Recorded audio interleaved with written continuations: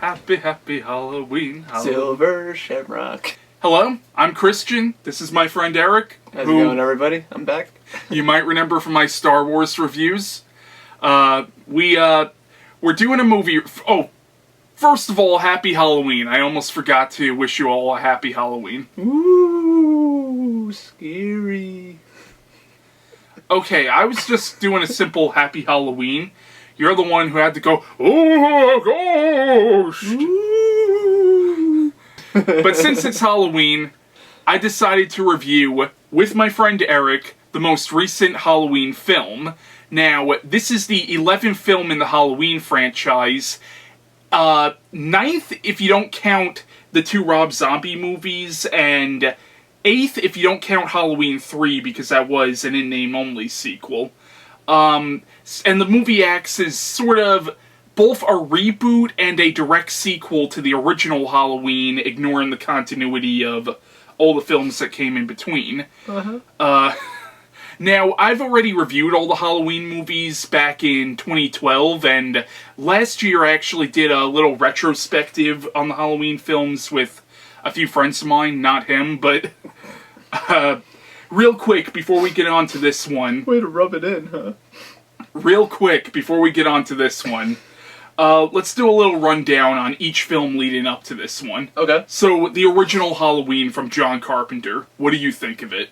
It's great. It's a timeless classic. It's one of my all-time favorite movies and all-time favorite horror movies of all time. I'm a huge fan of the Halloween franchise, and the original that started it all, it's hands down the best in the whole series, in my opinion.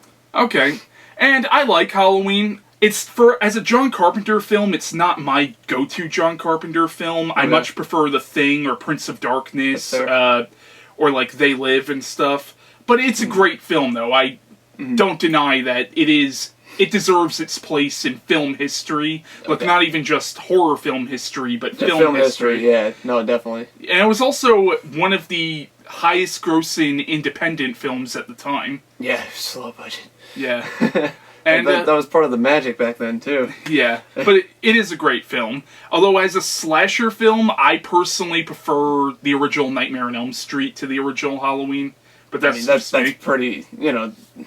I agree with you. Nightmare on Elm Street is the better horror movie / I wouldn't even say it's a better horror concept than Halloween, but just Halloween, it takes such a simplistic plot line.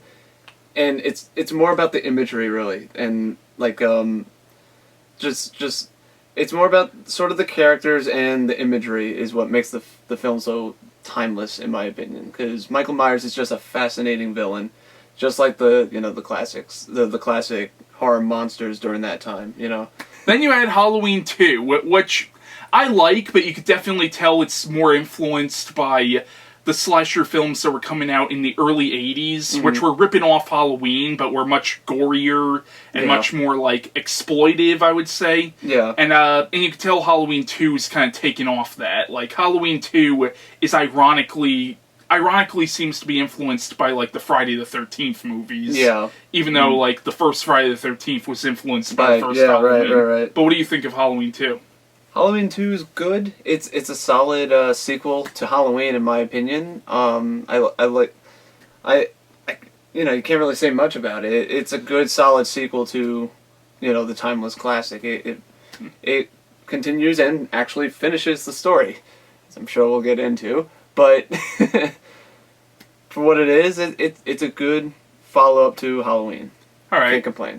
Then you had Halloween 3, Season of the Witch, which is my personal favorite of the franchise. I mean, I understand it's not really a sequel to Halloween, but if you look at what Halloween was meant to be, like, it being meant to be like sort of an anthology series, you could think of the first two movies as like a 2-part episode, and, that's being what Carpenter was trying to go for. I appreciate Halloween 3 a lot. I appreciate for what he tried to do with it. I don't think it's it's so drastically different that you can't really compare it to the others. Yeah. I would disagree, though, that, like, the Michael Myers Halloween stuff, it could be like its own episode type of thing, because it just felt like he had this idea with, like, Halloween, Michael Myers, And sure, it might have been, like, influenced by it, but I don't think it had any, like, it really was just inspired by it. Like, this is one story, and then there's this other story. I don't know. It's kind of, I mean, it might be my bias because I love the Halloween franchise, and I like the Michael Myers stuff, too. But I do appreciate for what it is. I do like it. It was very interesting to watch, that's for sure. It's an interesting storyline, and, you know, just the themes was interesting with the marketing and everything. Mm-hmm. So, with that, I appreciate for what it is, but I wouldn't say it's the best, and it's even hard to, like, compare it because it's just so drastically different. Yeah, it's not fair to compare it, but since it is technically part of the franchise, it's my personal favorite. And it's the one that I feel like you really do get a sense of the holiday, because let's face it, the first Halloween could have been set any time of the year. Yeah, no, I agree with that 100%. But now we should move on to Halloween 4, which I used to love when I was a little kid. I still like it, but I'm not, like, big on it. Really? Oh, don't get me wrong. I think Daniel Harris is amazing in the movie, but... Oh, man. That's the kid, right? Please tell me that's the kid. Yes. Yeah. Okay, we're in agreement then. Yeah. Because I have a soft spot for Halloween 4. It's not great. It's not good. It's not... It's incomparable to the originals. The kid saves the entire movie. She does such a good job. She makes the whole movie. She is the reason why I love this movie so much. Yeah. Oh, well, Daniel Harris is awesome. Yeah, and that ending is amazing. Yes. It's a good one, but it's not... It's one I used to like more when I was younger. Yeah. Yeah. I still like it, but it's kind of like a seesaw. Like, when she's there, I'm loving it. When she's not there, it's, oh my god, get to the, get to her again. And then you had Halloween 5, which sucks pretty badly. I used to like it when I was younger, kind of like Halloween 4, but Halloween 4 still holds up better than Halloween 5. Yes, hands down. Again, the kid saves the movie to make it watchable, but it seemed like they had an idea going, and then they pulled the rug from it and just decided, let's not do that. Yeah. Which is kind of, honestly, like, I mean, you could say that the Halloween series should have ended at 2, but, like, 5 felt like they had an idea and then they just decided not to go with it and just pulled it out. Yeah. And it's a mess. It's a pretty bad mess. All right. Unfortunately. Then you had Halloween: The Curse of Michael Myers, which is a bad movie, but I'll be lying if I said I didn't like it as a guilty pleasure. It's so bad that it's good, honestly. It was so bad though that we literally spent a good 5 minutes trying to remember it, and it's pretty bad because I heard that has a lot of production problems. Oh, There's 2 cuts of the movies, like you were saying, and I will say the producer's cut is better than the theatrical cut. Okay. Yeah, like if you can track down the producer's cut, that is the version to watch. But either version, it's still not a very good movie. Yeah, it's a mess. And then you had Halloween H2O, which basically acted as a direct sequel to the original and ignored... Well, a direct sequel to Halloween 2 and ignored all the films in between. Mm-hmm. I like Halloween H2O. I do too. Yeah, I think it's pretty good. The title is stupid, though. Oh, yes. Halloween Water. It's stupid. Yeah. I get it. Halloween 20 years later, I get it. Yeah. But it is a solid movie. I kind of have a soft spot for it, and Jamie Lee Curtis comes back, and she does a great performance in that. I love the final confrontation at the very end. Creepy as hell. It's up there. And then we had Halloween 8 Resurrection, which is yes, that one's the worst of the franchise in my opinion. I'm not even hands down. Yeah, it's fucking hands down. Sucks hardcore cock. Yeah. Yeah. You could maybe say it could be so bad that it's good, but... There are entertaining things about it, like, trick or treat, motherfucker, but... No. Yeah, no, it's a bad movie. No. It was their attempt, I guess, of trying modernizing Halloween a little bit with the found footage, sort of. I will say, it actually, oddly enough, It was interesting how they incorporated the internet, because when that came out, the internet was a relatively new thing. Yes. So it's then we come to the 2007 Rob Zombie remake of Halloween, which is very maligned by a lot of fans of the original, and I'm in the small boat of people where I like Rob Zombie's Halloween, but I like the first half better than the second half. The second half, where it's just remaking the first one, I agree with people's criticisms there, but I think the first half is strong enough that it does save the whole movie overall. I agree. I don't particularly hate it. I'm actually kind of surprised people don't. The majority, it seems like, don't like it as much. It seemed like at first people liked it, and then it became popular to hate it afterwards. It seems like to me. I don't know why, because I thought it was still solid enough. I thought the interesting stuff was like the beginning stuff, like you said, how it kind of dives into like how and why Michael Myers became who he is. Yeah. And I get it, bullying's bad, and sure, it's a pretty typical way of going about it. Sure, but I think the point that a lot of people missed with that is that was Rob Zombie's version of Michael Myers. Exactly. It wasn't the original Michael Myers. Right. It's a different take, different direction. They were just like, here's Halloween, do something with it. And Rob Zombie was told, Rob Zombie do it. I mean, you could say that Rob Zombie wasn't the right pick to do a remake of Halloween. You could put that up to debate. I didn't think, at the time, I even remember being like, I don't think that works. Devil Rejects, Halloween. Two different styles here, but I feel like he did something interesting with it at the very least. Yeah. And he does make it his own, and I think it's a bit unfair to compare the original to the remake because it's just a completely different spectrum version of Halloween as compared to the original, Yeah. So. And then you had Rob Zombie's sequel to his remake of Halloween. I'll admit, I kind of liked it when I saw it, and I reviewed it, and I think I gave it a pretty positive review, but I've never gone back to watch it. Yeah. And I've never really had the desire to go back and rewatch it. For me, I've seen it a few times. I originally, when I first watched it, I hated it, but it's kind of grown on me to be like, it's okay. Like, I'm not going to say it's great. It's not a good movie. It's kind of forgettable, honestly, because it's a really slow pace, and it just takes it just takes forever. But I will say though, the imagery is interesting because Rob Zombie kind of gives like a interesting. I wouldn't say interesting, but just he's able to bring out what it's like in Michael Myers' mind a little bit, which is interesting to me, being a Michael Myers fan and everything. But it kind of moseys around, and it just, like I said, it's just kind of forgettable. It doesn't really...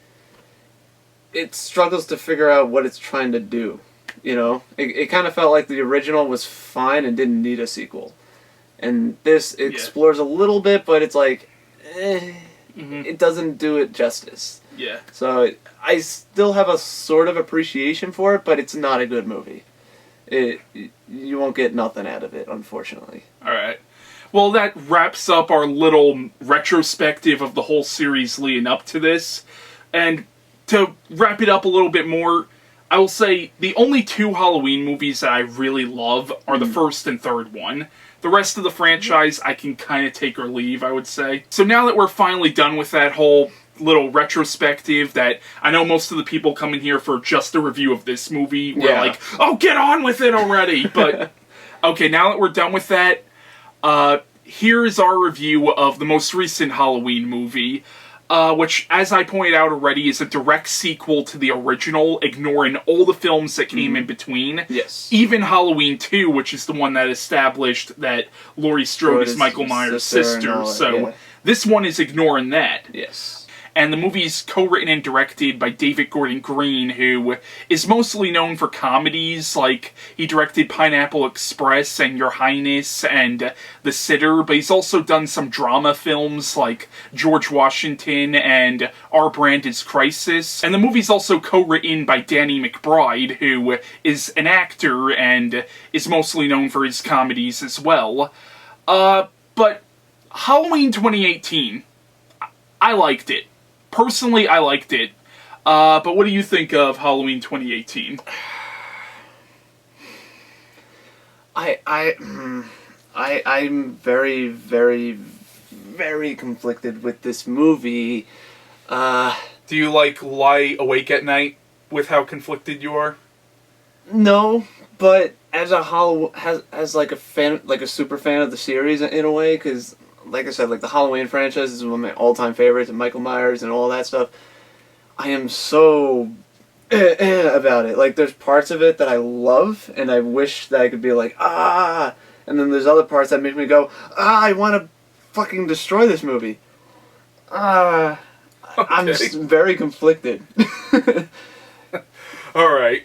Well, the basic plot of the movie is it's set 40 years after the events of the original film. Apparently, after the events of the first one, Michael Myers was captured, and he spent the last 40 years in the psychiatric hospital, but long story short, he ends up escaping 40 years later, and it turns out that during that time, Laurie Strode has basically become sort of a survivalist, and she's sort of preparing for Michael's return, and now that Michael has returned, she realizes that she must stop him. Yeah. And that's the basic plot in a nutshell. We are going to be getting into some spoilers here. I wanted to avoid it, but him being him, he really wants to get into some points, so there will be some spoilers here in case you haven't seen this.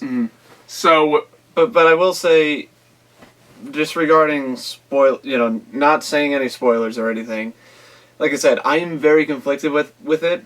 I acknowledge that people like it though, and I'm not going to deny that. I think it's a well-made movie. I love the cinematography. John Carpenter's score is fucking amazing. And it's also great to actually have a movie in 2018 with a John Carpenter score. Yes. And like what I love about the score is like it's the theme from the original but modernized ever so slightly. My favorite one is the part when Allison's getting chased by Michael Myers with the cello, I think. Yeah. And it's like, that's so great. And there are some moments in the score where it seriously is almost like 80s-esque. Yes. Like it really... It's great. Yeah. 80s is great, and it's always great to have that 80s nostalgia kind of come back. Yeah. And done really, really well. So there are some things you like about this. Like I said, there are things that I love with this movie, and I want to raise it above like The Lion King and be like, this movie is amazing! But the thing is, there's stuff that is so freaking great that I could do that, and then there's other parts that I just wanted to stomp the movie into oblivion. I'm so conflicted, you don't understand. Alright. Well, real quick, I think the acting in the movie is pretty much all good. Like, Jamie Lee Curtis, I mean, she's great in this movie. Yeah. I know you thought she came off as a little too much of a Sarah Connor ripoff, but I actually liked that. Well, my perspective, and I'll get into it when we talk about spoilers, but the thing is, I thought she did good with what she was provided, but I thought they could have done something a lot more interesting and better, so I'm kind of like that. But with the material given, the actors do a good job, in my opinion. Yeah.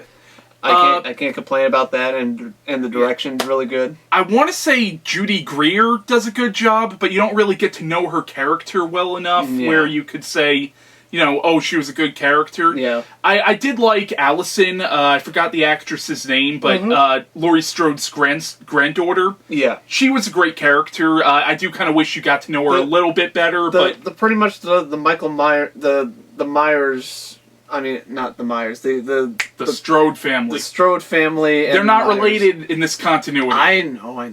But pretty much the Strode family and Michael Myers, all those, and Vicky and I loved Vicky and the kid that she babysit. Oh, that kid stole this freaking movie. Yeah. All those characters stole the show. They were all great performance-wise. The rest of the side characters, though, I wanted to become Michael Myers and put them through a fucking door. Now, real quick, I liked Will Patton in the movie, and I thought his character was good, but the sheriff, I didn't mind this character, but Eric here really hated this character. Because he was terribly written. He was terribly fucking written. What do you mean? How? Explain to me why he was fine by your standards. Because it wasn't in the movie that much, man. And yet he has the tapes of Dr. Loomis recounting what happened in, 40 years ago. And they also know that Michael Myers literally stuck a kid onto the wall with a knife. Literally. Mm-hmm. And he does it again. Yeah, I know. But, like... And then he's he's just laughing it off like nothing's going to happen. Like, even, joking around saying, what are you going to do? What are we going to do? Cancel Halloween? Like, no! You take priority, and you prepare for the worst. Like, you watch the town, you go on patrol, you make sure nothing happens. Okay. You do your job. Dude, you have an escaped murderer out, and he's like, nothing's gonna happen. Move on to the doctor now. Oh god, the fucking doctor. Okay, at the beginning, the doctor who's studying Michael Myers, who took the Loomis 2.0, pretty much. Yeah.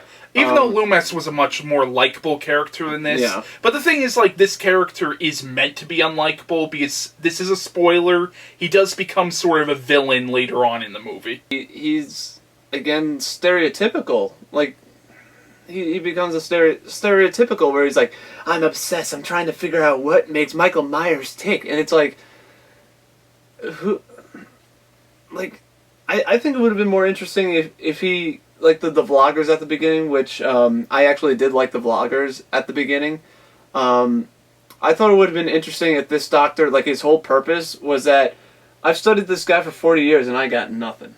Like, literally. That's his character. Like, he's trying to understand what Michael Myers tick because he hasn't been able to get anything out of him for 40 years.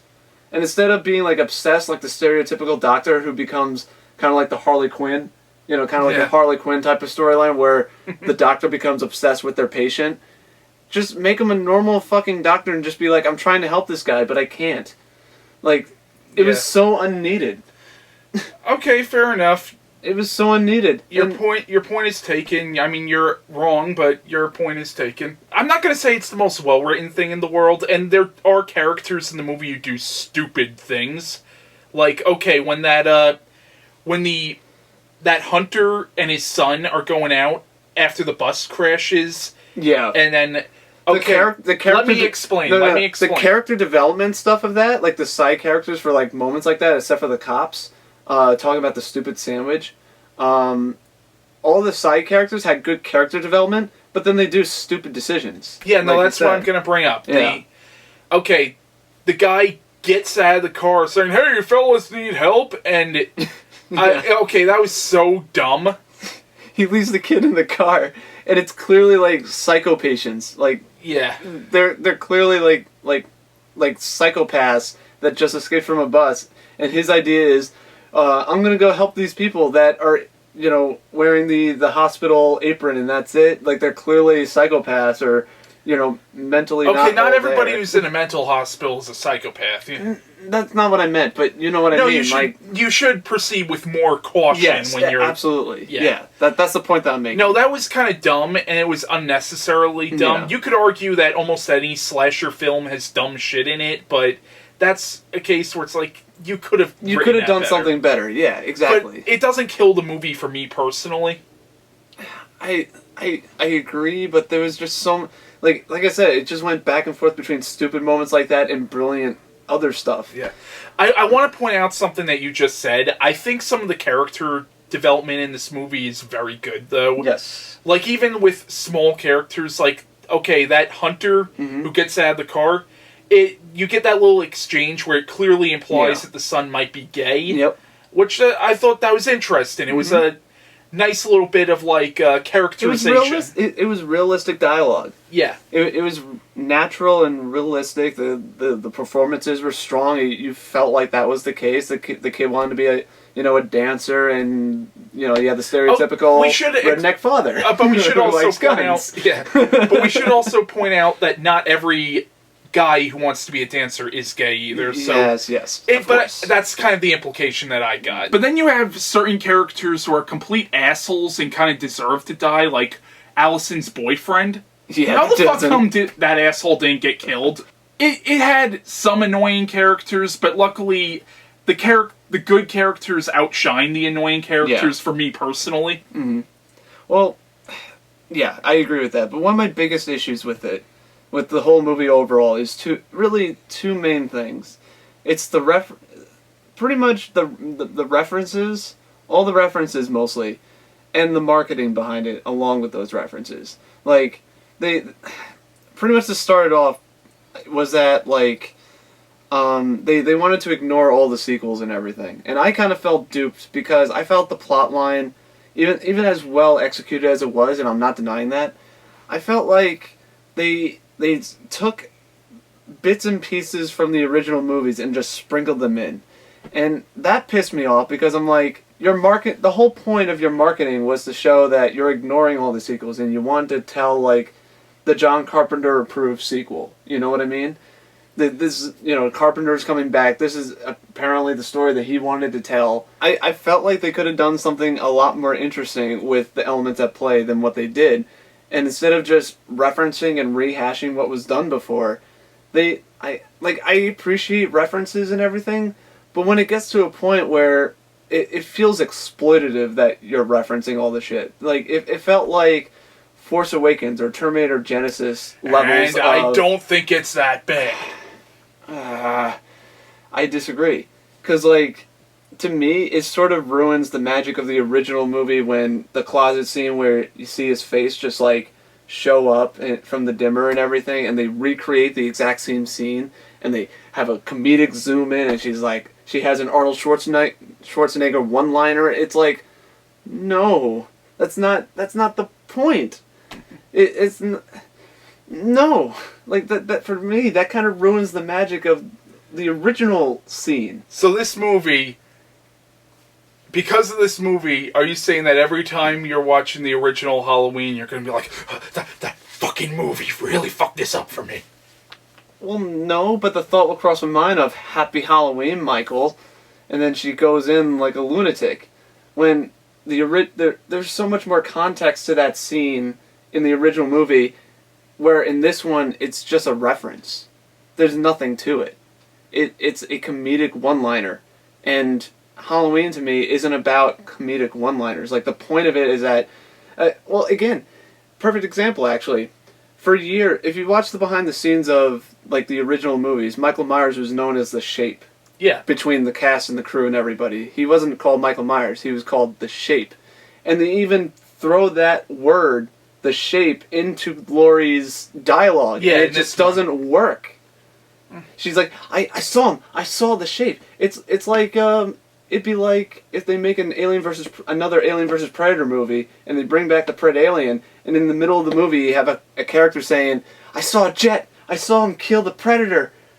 And you'll be like, it just doesn't work. That's an inside thing with the crew, just to describe Michael. But in the context of the story, it's like, they're not supposed to be aware of that. And it's just shoehorned in to reference for nerds. And it's like, no. Okay. I feel like I'm being exploited when stuff like that happens. And I don't. Because, like, the house in the corner, that made sense for the reference. Because it was pretty much like we're sort of done with the franchise and everything. The original house burning up and everything. Context is everything. I just have so much respect for the story, is that I don't mind references. Because, like, Force Awakens, when they do when Chewie and Han get on the Falcon for the first time in like 30 years or whatever, not in 30 years, but in our context it's like over 30 years, and they go, Chewie, we're home. Like, not only that's a reference, but in context it makes sense because we haven't seen them in so long, and it moves the story along too, because they haven't been there in forever too. Where in Halloween it's just shoehorned references to reference for the nerds to understand and be like, oh, I get that reference. And I'm like, it doesn't work for the story though. Okay. It makes me angry because I feel exploited.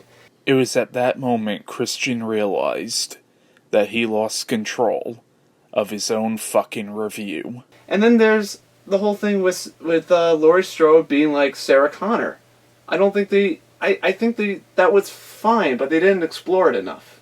Okay. I thought they could have done a lot more. I thought they could have done less shooty bang bang and actually have more emotional impact towards it. And that's actually, even though I like the film, that is a criticism I would have for, like, Judy Greer's character. Yeah. I want to know more about her childhood, actually growing up, like, in this environment with a woman who's telling her eventually you're going to have to face this man.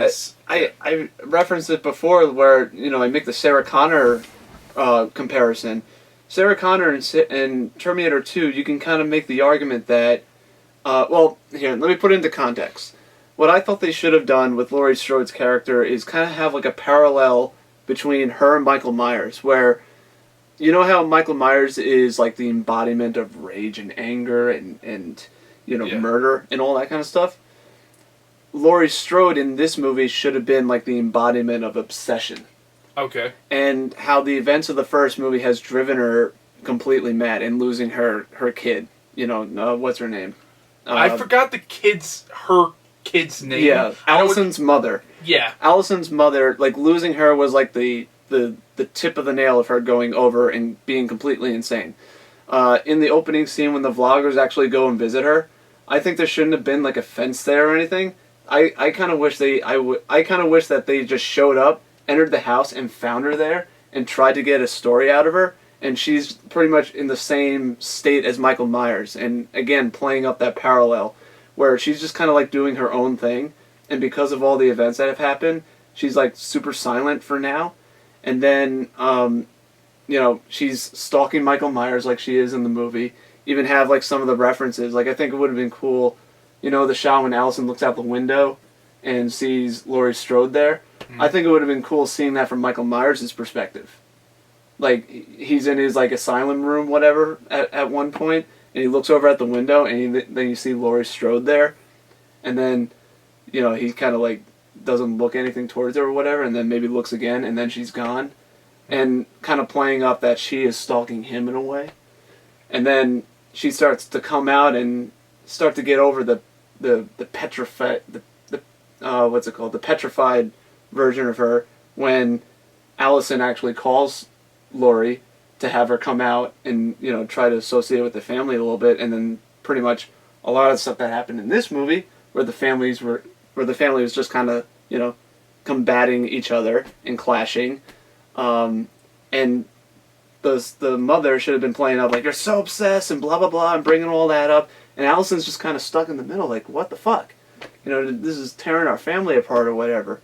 And then I don't know. I don't think they should have like allude to like Allison taking over the reins of maybe becoming the next killer.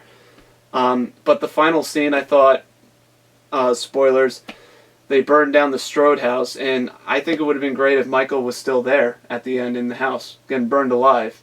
Yeah. Because you get the initial shot and the flames surround him, and then they cut to outside and they get away. Close up on the knife on, Allison holding onto the knife, and then they cut back to the inside of the house, and Michael's gone, and it's like, where did Michael go?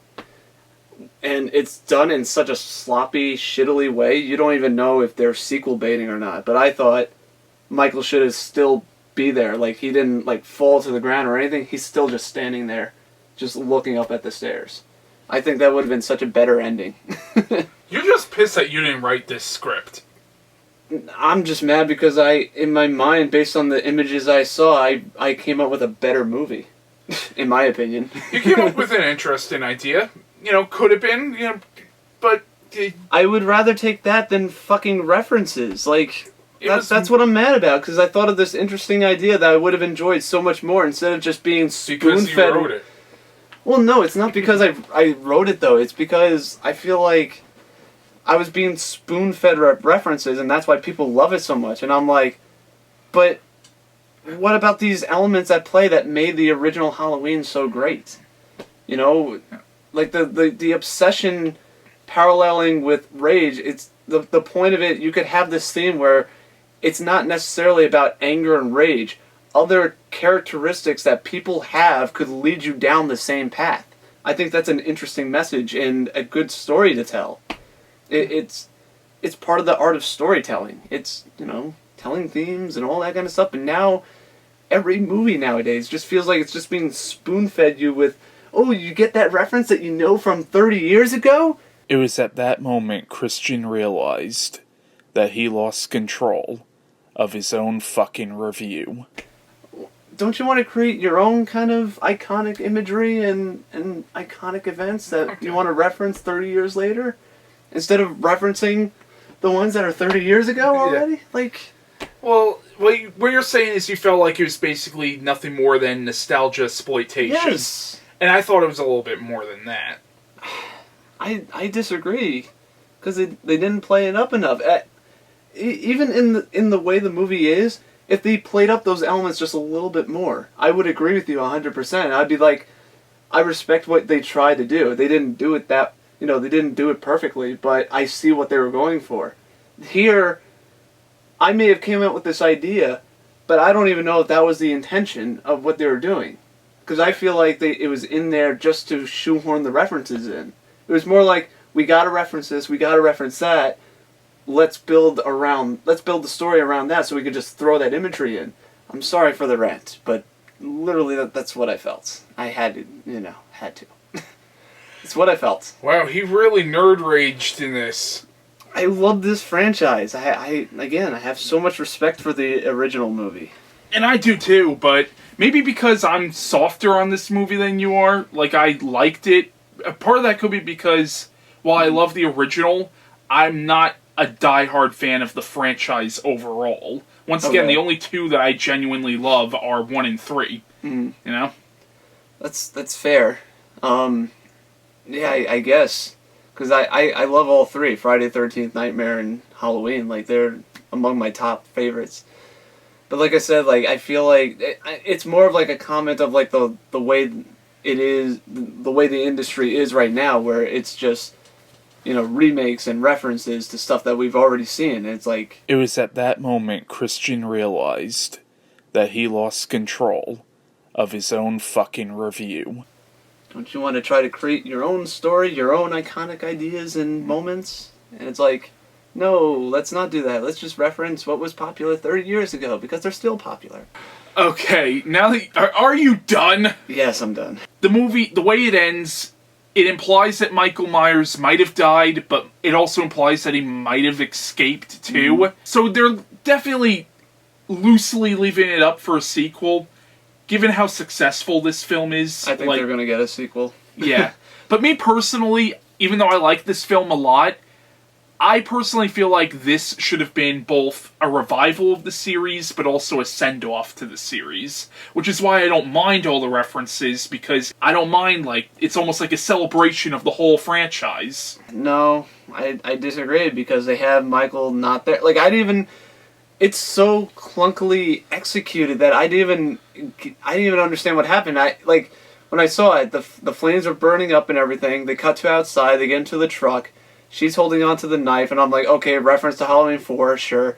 And then they cut back into the house, and then Michael's gone. I'm like, wait, Michael's gone? Why is he not there? Well, how did he escape? It's completely what? And then hard cut credits.